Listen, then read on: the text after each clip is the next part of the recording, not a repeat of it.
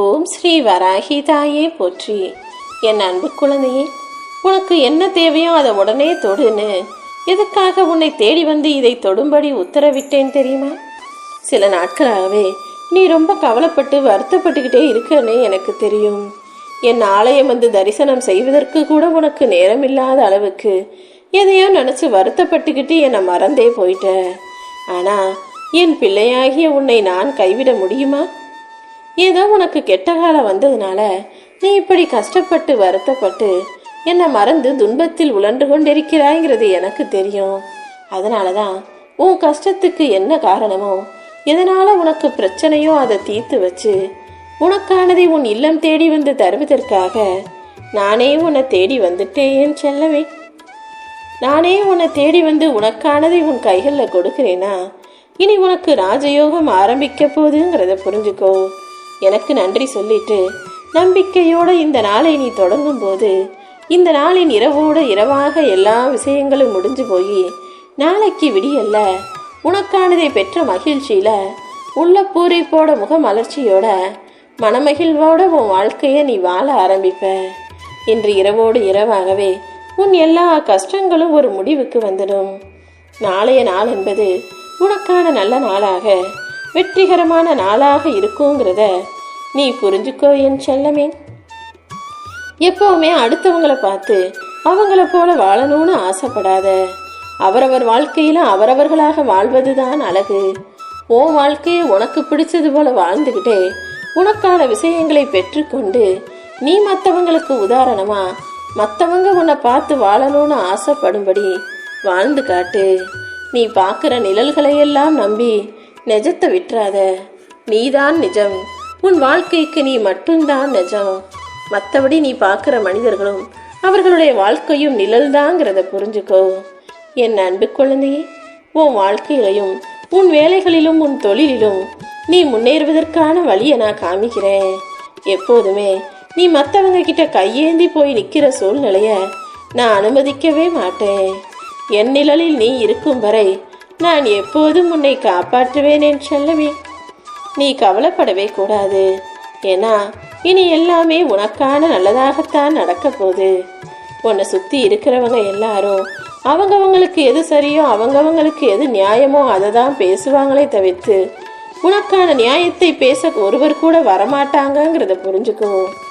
ஆனால் உனக்கான நியாயத்தை உன்னால் பேச முடியாத போது நான் வந்து உனக்கு நியாயம் கேட்பேன். நான் இருக்கும்போது நீ ஏன் கவலைப்படுகிறாய் மகளே? இனி வரக்கூடிய காலம் உனக்கு சிறப்பாகவே அமையப்போகுது. உன் கடன் பிரச்சனைகளையும் கஷ்டங்களையும் மன வருத்தங்களையும் போக்கி உனக்கான நல்லதை செய்வதற்காக தானே இன்று இரவே உன் வீடு தேடி வரப்போறேன். உன் கூட இருக்கிறவங்க அல்லது உன் கூட பேசுகிறவங்க பழகிறவங்க கோபமாக இருந்தாங்க, சண்டை போட்டாங்கன்னா பேசி புரிய வைக்கலாம். அல்லது உன் மேலே வெறுப்பை காட்டினாங்கன்னா நீ அப்படி இல்லைங்கிறத விளக்கம் கொடுத்து புரிய வைக்கலாம்.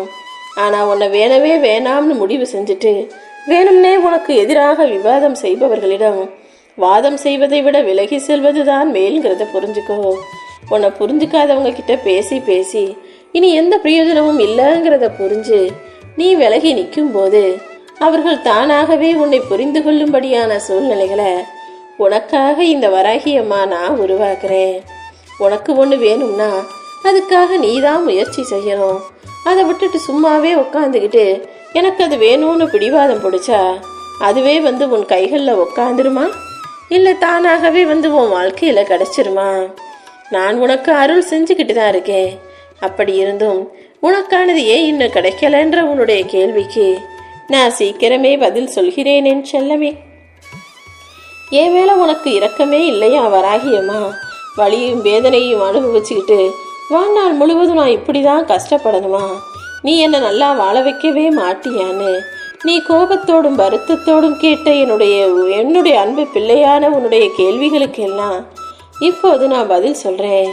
உனக்கு நன்மையை செய்வது உன்னை எல்லா நாளும் காப்பாற்றிக்கிட்டு தான் இந்த வராகி அம்மா நான் இருக்கேன். நான் மட்டும் உன்னை காப்பாற்றலைனா இந்நேரம் உன் வாழ்க்கை எங்கேயோ போயிருக்கும். ஆனால் எல்லா சூழ்நிலைகளிலும் எல்லா சிக்கல்களையும் சமாளித்து உன் தலைக்கு வந்தது தலப்பாகையோடு போகும்படியா செஞ்சு சிறிதளவு கஷ்டங்களை மட்டுமே கொடுத்து உன்னை காப்பாத்திக்கிட்டு இருக்க நான என்னைய இன்னுமா நீ புரிஞ்சுக்கல? கூடிய சீக்கிரம் நான் உனக்கு என்னென்ன நன்மைகள் செஞ்சேங்கிறத நீ புரிஞ்சுக்கிறதுக்கான நேரம் வரும். உன்னுடைய கஷ்ட காலங்களையும் கஷ்ட நேரத்தையும் விலக்கி வச்சு இனி எல்லாமே சரியாகி உனக்கான நல்லது நடக்கும்படி நான் செய்கிறேன் என் செல்லமே. உன் உயிருக்கு உயிராக நீ என்னை நேசிக்கிறான்னு எனக்கு தெரியும். நீ என் மேலே வச்சிருக்க தூய்மையான பக்தியின் காரணமாக தான் நானும் மனசு குளிர்ந்து போயிருக்கேன். என்னை வணங்கக்கூடிய உனக்கு இனி வாழ்க்கையில் எந்த குறையும் வரவிட மாட்டேன். இப்போது யாரெல்லாம் உன்னை கண்ணீர் சிந்த வச்சு கவலைப்பட வச்சாங்களோ அது எல்லாத்தையும் சரி செய்ய வந்துட்டேன். தகுந்த நேரத்தில் உனக்கு கெடுதல் செஞ்சவங்களுக்கு உரிய தண்டனையையும் நான் கொடுப்பேன் என் செல்லமே. நீ ஒன்றும் கவலைப்படாத.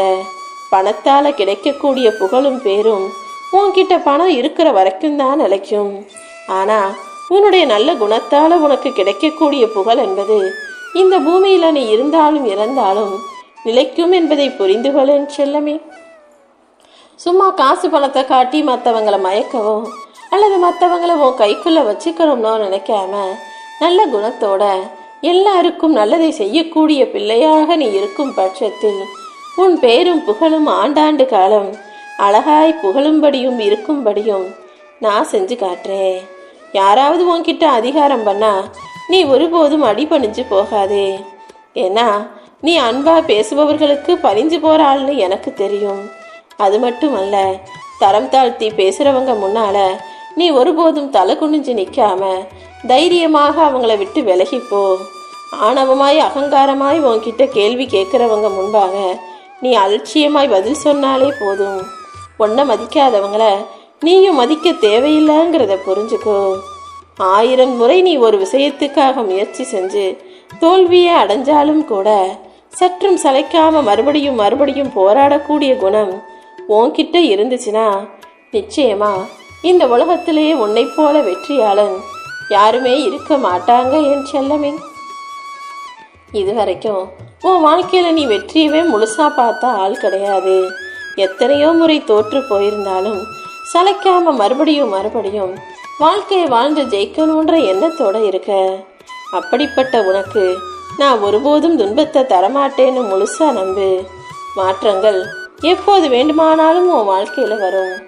கூடிய சீக்கிரமே நீ நினைச்சு கூட பார்க்காத அளவுக்கு உன் வாழ்க்கையில ஒரு அதிசயத்தை நிகழ்த்துறேன். நீ ஆனந்தத்திலும் நிறைந்த நிம்மதியிலும் திளைக்கும்படி உனக்கான அற்புதங்களை நான் செய்வேன் என் செல்லமே. நீ ஒரு குறிக்கோளோட என்னை தேடி வந்திருக்க.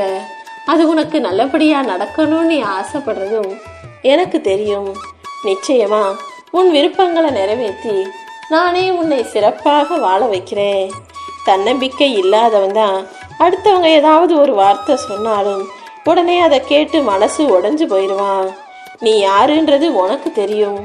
அப்படி இருக்கும்போது அடுத்தவங்க சொல்ற வார்த்தைகளுக்கும் விமர்சனங்களுக்கும் நீ ஏன் மனமுடைஞ்சு போகணும்? நீ முன்னேறதை பார்த்து பொறுக்க முடியாம பொறாமை எண்ணத்தோடு உன்னை நோக்கி விமர்சனம் செய்யும் அவர்களையெல்லாம் கண்டு நீ ஏன் மன நிம்மதியை இழக்கிறாய்? யார் என்ன சொன்னாலும் கண்டுக்காம கவலைப்படாம உன் வேலையை செஞ்சுக்கிட்டு உன் வாழ்க்கையை வாழ்ந்துக்கிட்டு நீ போய்கிட்டே இரு. உன்னுடைய முயற்சிகளை மட்டும் கைவிடாம நீ தொடர்ந்து செய்யும் போது உன் வாழ்க்கையில முன்னேற்றம் வந்தே தீரும். உன்னை விமர்சனம் செய்பவர்கள் ஒருபோதும் உன்னை விட வாழ்க்கையில வளரப்போறதில்லைங்கிறத புரிஞ்சுக்கோ. ஏன்னா விமர்சனம் செய்யறவங்க வாழ்க்கை முழுவதும் யாரையாவது ஒருத்தரை பார்த்து விமர்சனம் செஞ்சுக்கிட்டு அதே இடத்துல தான் இருப்பாங்களே தவிர அடுத்த நிலைமைக்கு அவர்களால் உயரவே முடியாது. ஆனா என் அன்பு பிள்ளையான நீ யார் என்ன சொன்னாலும் கண்டுக்காம உன் கடமையவே கண்ணாக நினைச்சுக்கிட்டு உன் வேலைகளை உற்சாகமாக செய்யும் போது நிச்சயம் நல்ல நிலைமைக்கு வர முடியும் என் செல்லமே. நீ என்னையை வணங்குறதுக்கும் மற்ற கடவுள்களை வணங்குவதற்கும் வித்தியாசம் இருக்கு. மற்ற கடவுள்களை வணங்கும் போது பக்தி மட்டும்தான் உன் மனசுல இருக்கும். உன் பக்தியின் காரணமாக நீ வச்ச நம்பிக்கையின் காரணமாக உன் வேண்டுதல்கள் நிறைவேறும். ஆனா இந்த வராகி அம்மாவை மட்டும்தானே நீ அம்மா தாயேன்னு பாசத்தோடு நினைக்கிற. நீ பக்தியோடு பாசத்தையும் சேர்த்தே செலுத்துவதால் தான் இந்த வராகி அம்மா நானும் உன் பிரச்சனைகளை தீர்த்து உனக்கு தேவையானதை கொடுப்பதற்காக உன் வீடு தேடி வந்திருக்கேன். நீ வருத்தப்படும்படியோ கவலைப்படும்படியோ எதுவுமே நடக்க நான் அனுமதிக்க மாட்டேன். நிச்சயமா உன் வாழ்க்கையில நீ ஜெயிச்சே தீருவாய். மனிதனுக்கு வாழ்க்கையில எப்போதுமே 2 விஷயங்கள் இருக்கணும், மன தூய்மையும் மன அமைதியும். இந்த 2ம் இருக்கும்போது நல்ல எண்ணங்கள் உன் வாழ்க்கையில வந்துடும். நல்ல எண்ணங்களை உன் மனசுல வச்சுக்கிட்டு மனசை அமைதியா வச்சுக்கிட்டு நீ வாழ ஆரம்பிக்கும் போது எல்லாமே நல்லபடியாக நடக்க ஆரம்பிச்சிடும்.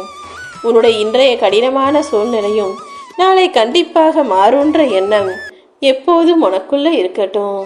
உன் விடாமுயற்சியும் நம்பிக்கையும் தான் உன்னை இப்போது வெற்றி பாதைக்கு கூட்டிட்டு போக போகுது. நீ என் மேல நம்பிக்கை வச்சு கேட்ட எல்லா விஷயங்களையும் உனக்கு நல்லபடியாக நான் நடத்தி தர்றேன். உனக்கு நியாயமாக கிடைக்க வேண்டிய விஷயங்களை எல்லாம் அநியாயமாக தட்டி பறிச்ச மனிதர்களை நான் பார்த்துக்கிறேன். உனக்கு அநியாயம் செய்தவர்களிடம் நான் யாருங்கிறத காட்ட போறேன். இனிமே உனக்கான நியாயமும் உனக்கு கிடைக்க வேண்டியதும் நிச்சயமாக உன்னை வந்து சேருமேன் செல்லமே.